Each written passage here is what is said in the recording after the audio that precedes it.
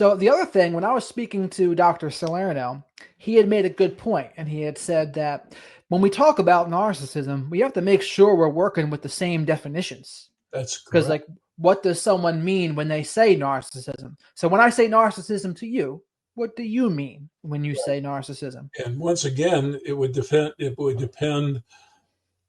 The full answer would depend on what type and how serious. But the core of narcissism, the core of narcissism is an unhealthy self-regard. And it usually manifests in some kind of egoic inflation, some kind of bent out of shape opinion of oneself. Um, so there are certain core elements there. But we get the term, it's a very interesting term. We get the term from an ancient Greek myth. There are two versions of this myth. Narcissus was this Greek god kind of good looking hunter warrior type.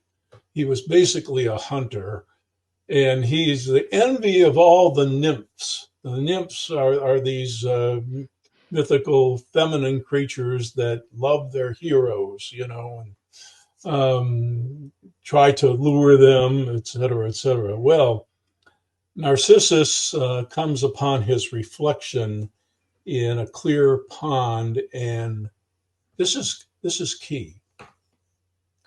He falls in love not with himself, because it's not a disease to truly love yourself. He falls in love with his image, what's reflected back to him, the perfect image. And one thing that you'll see narcissists of almost every type do is this kind of impression management where they care a lot about being seen a certain way. Whether it's compensatory or non-compensatory, they really are concerned about how you view them. The least pathological just want you to hold them in high regard. The most pathological want you to bow down and adore them. you know. Sure. But in the mythical story of Narcissus, this nymph is basically chasing after Narcissus, but he is completely unfazed. Usually, if you're a hero in Greek mythology, you're pretty flattered by the fact that the nymphs are chasing after you. Well, Narcissus has already found all that he needs Oh, I got you. in his own reflection, so he's not particularly interested And in so the nymphs. you made some good points there too, because most people think when they hear the word narcissist, they think, oh, they must be overcompensating for some sort of vulnerability, or they must be trying to make up for some huge lack of self-esteem. But you say, not always true. Not Now, always true. yeah, that is the first major subtype of narcissist. You described that fairly accurately. But you can be overly indulged. You can be taught that you're special, that you're superior. You can be given all those kinds of messages, or you can actually have a predisposition to feel that way. Um, we just don't know enough. Regardless, the behavior pretty much tells you what you need to know. If you'll just observe behavior well enough, you can tell when a lack of empathy is there, when an inflated sense of self is there. And whether it's compensatory or not, it's not healthy. Which is why, again, I say what you do is you focus on the behavior, not what's underneath it. People used to always criticize the behavioral part of cognitive behavioral therapy, say, well, you can change behavior, but that doesn't change the insides. People will do what you now expect them to do or what they find rewarding, but they haven't really changed. They're just modifying their act, so to speak. That can be true also. But, sometimes enough experience will change your outlook. I know so many experiences in life that have changed my outlook on everything, especially the art of therapy, Sure. as I mean, I was working with more and more character impaired people. and wouldn't you want them to at least try? It's like, okay, you have this empathy deficiency, but wouldn't you want that person to try to change their behavior? And Absolutely. some people have mentioned this to me because I say, yeah, with narcissists in particular, they're not going to be able to feel empathy if they have that empathy deficiency there, but I think they can still try to act like behavior modification and Right, try to improve their behavior. And people were saying, well, isn't that them just being fake? Exactly what you just said right, about it. But it's like, right, well, wouldn't you still rather have them try, whether it's fake or not? Like, at least they would do less harm that way. right. And it will also tell you, the experience will also tell you what you're dealing with. In other words, if you're trying your best to shape behavior and you're getting a lot of resistance, that tells you how deeply rooted some of the traits are that are influencing this behavior, whether they've been overlearned or whether it's part of the makeup. You get feedback from the person about how difficult the task this is. And I can tell you that when narcissism is combined with other traits, the picture gets very complicated. I say in all my books that some of the character disturbances that people are labeling these days narcissism go way beyond the narcissism involved.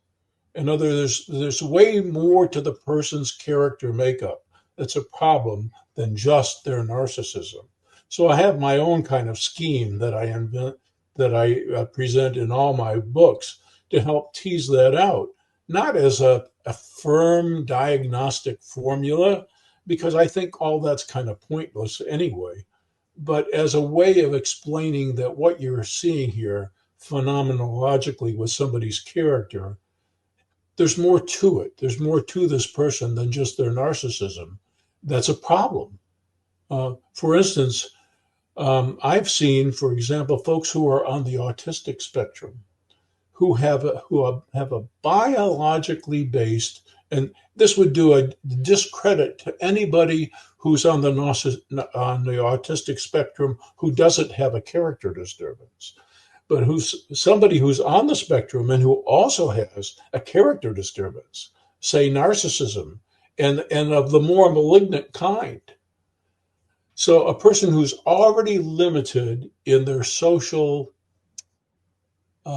understanding capacity, their ability to relate in an adaptive way socially, somebody who's already got a natural impairment there, and on top of it, they've got this trait or these traits, one of which inhibits their empathy and the other of which predisposes them to have this inflation. Uh, uh, well, they're a whole heck of a lot of a different hell to live with Sure, sure. than somebody else, and that's why these overly simplistic categories that we want to have to make us feel better, like we have all this understanding and we know the prognosis. We make these blanket statements. It's just it truly, as a scientist and as a human being, it breaks my heart. We're supposed to be, as scientists, natural skeptics. Every time we think we have something, we're supposed to say, that's very interesting. But what about, that should be our immediate response. And that's been really shamed right now in Oh many my God. areas, Oh my God. that because people think, no, once that science is there, regardless of where it is and what field, you need to believe that like it's religion. Right. Believe it, don't question it. To question it's not allowed. The cosmologists are telling us that the James Webb Telescope is telling us that several of our most fundamental beliefs that have endured for ages are questionable right now. This is the very nature of science, and this is the way it should be. Good. I mean, it's good that people are getting that stuff out there. Yeah. But another thing, what are some of the other examples of issues it could be, if not narcissism? You mentioned one of them, but what are some others?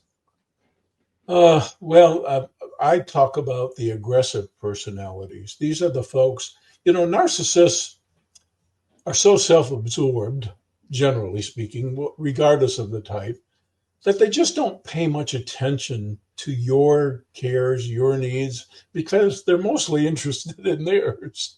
Okay. But the aggressive personalities go one step further. They've got all these narcissistic qualities, that's for sure. But they're hell bent on dominance. They always want to win, to be on top, in control. In my workshops, I say, like they say in real estate, where only three things matter: location, location, location. For these individuals, only three things matter: position, position, position. And if they're here and you're here, they're very happy. And if you're here and they're here, they're very unhappy, and they're going to do something to change that. They will accept this grudgingly. Okay. They will accept the level playing field very grudgingly. And so you say that's different. That's a different thing than It's a narcissism. whole different thing. It's beyond mere narcissism. Okay. Yes. Yeah. And how about this? The ones, I know you have mentioned this in character disturbance, but the fact that a lot of bullies don't have low self-esteem, they actually have too much, they have found in some of these new studies. Right. And I,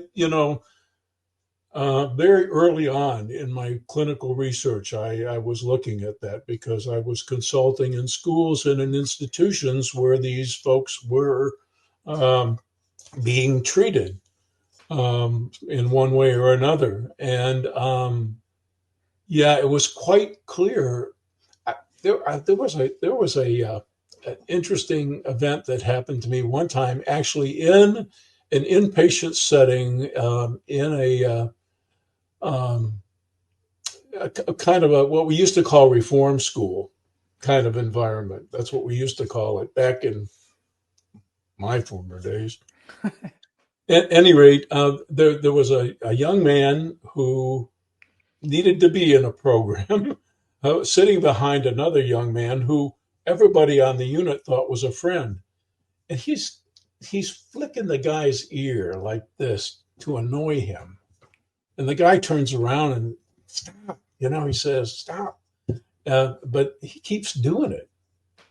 And all kinds of interpretations were made about this young man and why he was doing that. Finally, the person had to get really upset and said, you better just stop it or I'm going to knock your block off. And finally, he stopped, but he was laughing the whole time. And all kinds of interpretations were made by the staff about why he was an angry young man, probably without even knowing it, abused, harboring anger about maybe some elements of his home situation, et cetera, and acting it out in that way. But in fact, in working with this young man, it became quite evident, and he was willing to just say openly that it was amusing to him because the way he looked at people, they're there for his entertainment anyway. Their wants, their needs, their concerns are not in his radar. They're not something he even thinks about. Yeah. So even this friend of his was not the kind of friend that we would think of perhaps as a friend who we care about and who we would never hurt just for pure entertainment value on our part. We wouldn't dream of it. But he didn't have a friend like that. Right. And then they see tools. I'm sorry? They see them as tools just for their own amusement. Yeah, objectifying. Yes. Right. Yeah.